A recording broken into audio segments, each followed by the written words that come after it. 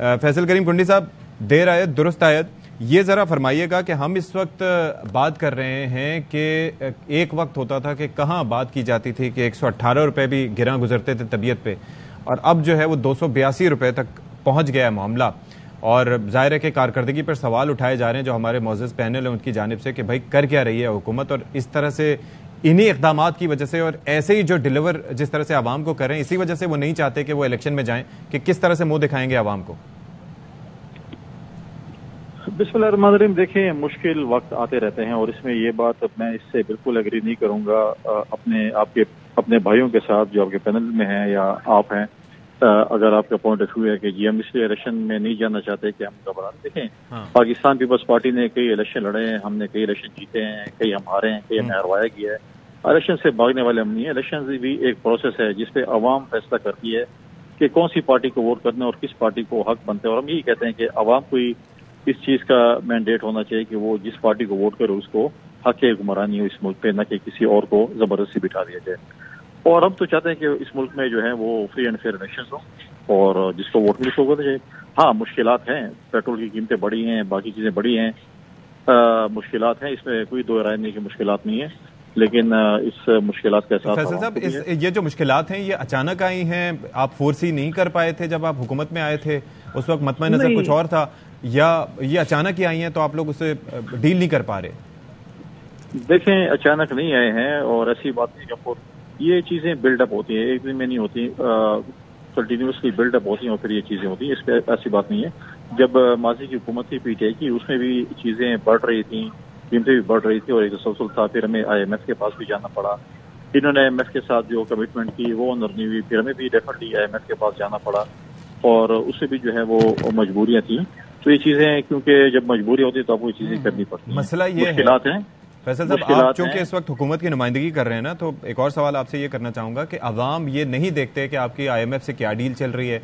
अवाम ये कह रहे हैं कि आप लोग ये कह के आए थे कि हम महंगाई मार्च करेंगे इमरान खान के खिलाफ, क्योंकि इमरान खान से हुकूमत मैनेज नहीं हो रही। 3.5 साल में ज़ाहिर है कि हम भी बात करते थे कि वो इस तरह से डिलीवर नहीं कर पाए। एंड में भी आके 3.5 साल बाद उनके अपने इत्तेहादी भी कह रहे थे, शेख रशीद समेत, असद उमर समेत, वो भी बात कर रहे थे कि जी महंगाई काफ़ी ज़्यादा है, आवाम को रिलीफ दें।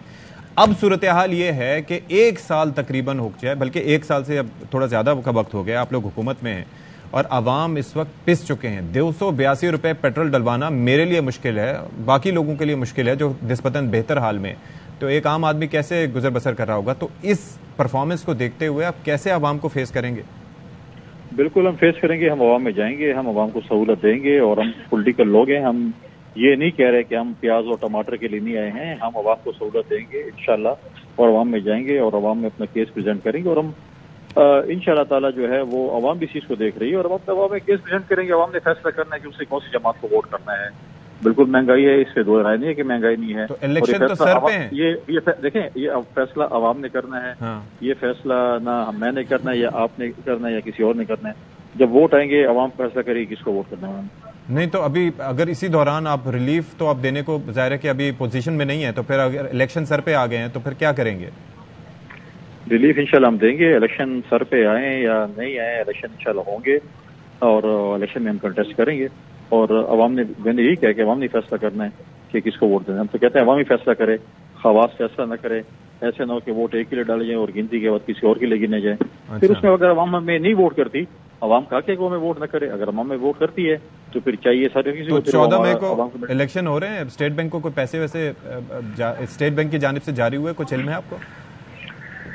नहीं, मेरे इल्म में इस वक्त तो ये नहीं है कि स्टेट बैंक को पैसे जारी हुए कि नहीं, लेकिन एक बात तो ये भी है कि कॉन्स्टिट्यूशन में बिल्कुल लिखा हुआ है कि जो कंसोलिडेटरी जो बजट होता है वो बाइंडिंग होता है with the approval of federal cabinet या फेडरल गवर्नमेंट और उसी के अप्रूवल के बाद ये चीज होती है।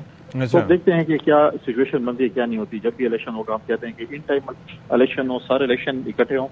और ये देखें हमारी पॉलिटिकल फोर्सेस की मैं समझ चुका लेकिन बात यह है कि भुट्टो साहब ने आइन बनाया, भुट्टो साहब तो जाहिर है कि उसी आइन में यह भी लिखा हुआ था कि इलेक्शन 90 दिन के अंदर होने चाहिए और अब मुख्तलिफ तौजीहात और एक्ट ऑफ पार्लियामेंट और पार्लियामेंट की बाइंडिंग फोर्स के पीछे छुपा जा रहा है। भुट्टो साहब ने बिल्कुल आइन बनाया था, वो इस आइन के खालिक थे और भुट्टो साहब जिसने पाकिस्तान को आइन दिया उसके साथ पाकिस्तान ने क्या किया, पाकिस्तान की जो है अदलिया ने उसको एक अदालती कत्ल किया उसका, और आज तक हम उसके लिए दरवाजा खटखटा रहे हैं कि शहीद वकाली भुट्टो जिसे इस मुल्क को आइन दिया उसको इंसाफ मिलना चाहिए, और आज तक उस शेख जुल्फिकार अली भुट्टो को इंसाफ नहीं मिल रहा, उसका केस नहीं सुना जा रहा। तो जाहिर है वो तो आपने रेफरेंस फाइल करने के लिए कह दिया है, लेकिन अब तो उस आइन के साथ खिलवाड़ नहीं होनी चाहिए। पहले रेफरेंस देखें, 12 साल पहले आसिफ अली जरदारी साहब ने as a president reference file किया हुआ था, उस पर कोई सुनवाई नहीं हुई। अभी दोबारा हम कह रहे हैं, हम तो बार बार कह रहे हैं कि जिस शख्स ने पाकिस्तान को एक मुतफ़िका दिया उसके साथ आप लोगों ने क्या किया, उसको आप इंसाफ नहीं दे सकते हैं। और वही मैं तो यही बात कर रहा हूँ ना कि उस मुतफ़िका आइन के साथ क्या हो रहा है। दूसरा, भुट्टो तो कायदे अवाम कहलाते थे,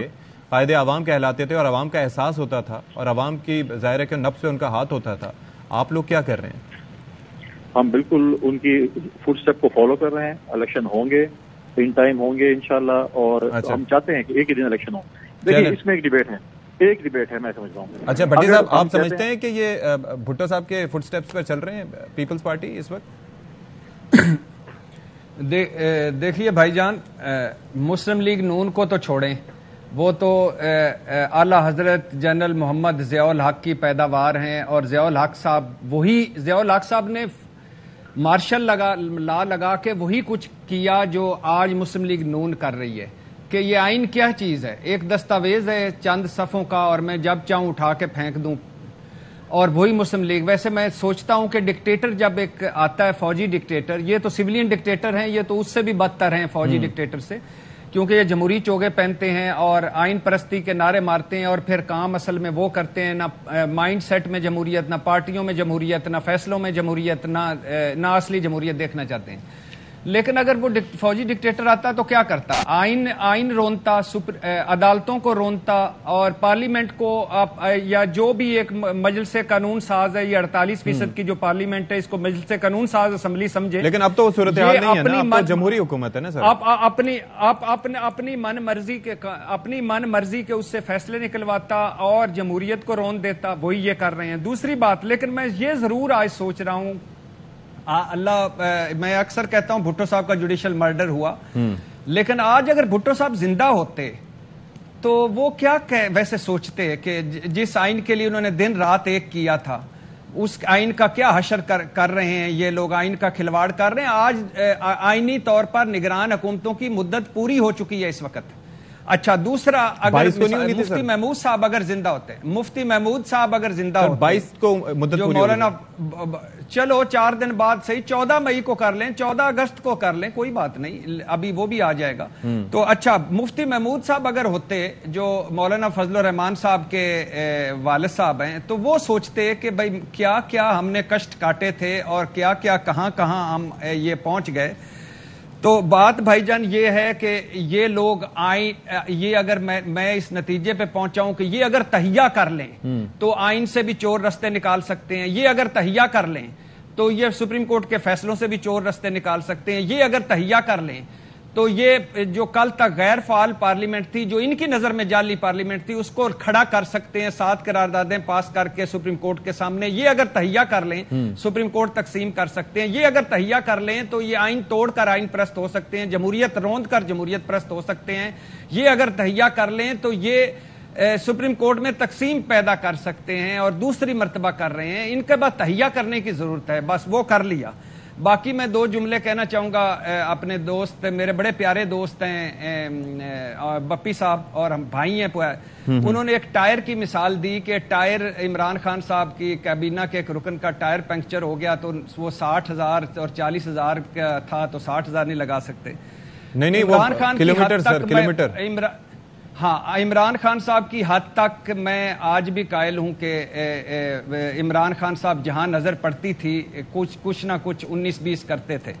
लेकिन सर, काश ये जितना ये फरा गुज्जर, एहसन जमील गुज्जर पर भी, मानिकस पर भी, बुजदारों पर भी, केपी लुटमार पर भी, पंजाब लुटमार पर भी, पंजाब की तबादलों पर पैसे, जफर मिर्जा पर भी, नदीम बाबर पर भी, आमर कियानी पर भी, रजाक दाऊद पर भी, चीनी स्कैंडल पर भी, आटा गंदम पर भी, निजी बिजली घाट डाकों पर भी यही देते। और जिस दिन मौजूदा army chief general Asim Munir साहब ने कुछ सबूत ला के दिए थे इमरान खान साहब को कि ये पंजाब में हो रहा है, तो माइंड ना करते उस वक्त और कहते कि ठीक है ये इनके, वहां भी काश घर से कार्रवाई करते। पहली तकरीर की थी कि हाँ, घर से जो उन्होंने कही कि मैं एहतसाब घर से होगा, काश वो अपने घर का से। चलिए सवाल कर लेते हैं ना, ये सवाल आगे ले जाते हैं।